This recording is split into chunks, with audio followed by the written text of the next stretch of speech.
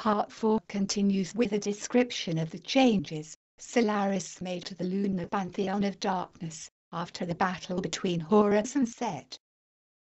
Compare the similarity between the unknown animal of Lord Set and the jackal form of Anubis. Jackals and canines are hunters and scavengers that were once important to the tribal procurement of wild game and the cycle of life and death.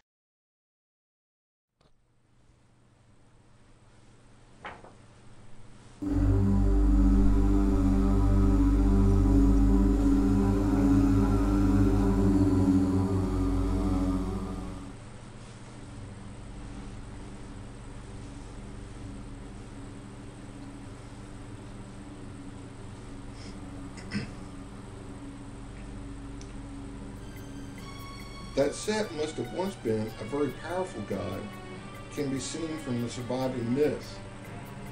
The solar priests elevated Horus as their version of the son of Ra, Ra, the visible one. Horus, then, obviously, was their substitute for Set. Set, the son of the horned god. Set, the old lord of the serpent, the moon, and the night. Set, the powerful lord of darkness. They even gave Horus the moon, the former eye of Set. And the Solarists said that Horus had regained his left moon eye after it had been stolen by Set. What a series of myths. Simply reverse everything and then jumble it up a bit. Voila!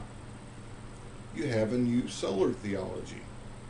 The left lunar eye of Set sheds a lower tear over having been replaced by this later winged form of Horus. The inclusion of the Anubis jackal makes clear the comparison. These Maltese pharaoh dogs resemble the animal of Lord Set. Of course, you also have the mythic battle of Horus and Set that probably reflects an historical religious struggle between the sun and the moon. Damn, didn't turn out so well for us moonies.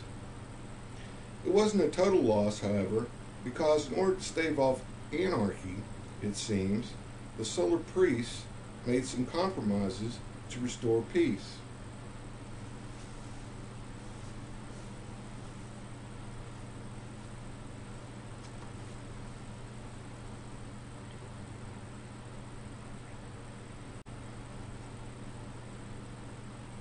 Hathor, the earth goddess, kept her cult, probably somewhat reduced, and she became, instead of Set's grand old mother, the new mother of Horus the Elder instead. This photo could be interpreted as a red-haired Hathor holding her grand offspring, our serpentine Lord Set. A modern image of the goddess Hathor.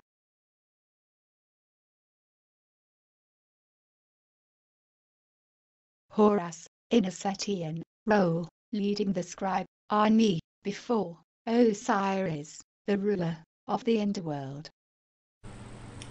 Osiris, he lucked out a bit. His cult was revived, along with his body and spirit in the underworld, which he resumed a full lordship over. Isis, she didn't fare so bad either. She was no longer the mother of the Lord Set, co-regnant over this world with Hathor and Set, and the other world with Osiris and Set, but instead she became one of the mothers of a Horus and co-ruled with the resurrected Osiris down there. A large species of horned viper common to the Mediterranean area. The Ptolemaic Serapis, standing astride a crocodile.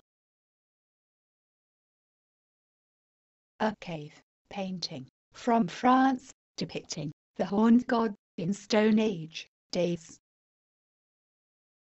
Serpentine, demons, before the throne of hell. An illustration by Gustave Doré in an edition of Paradise Lost.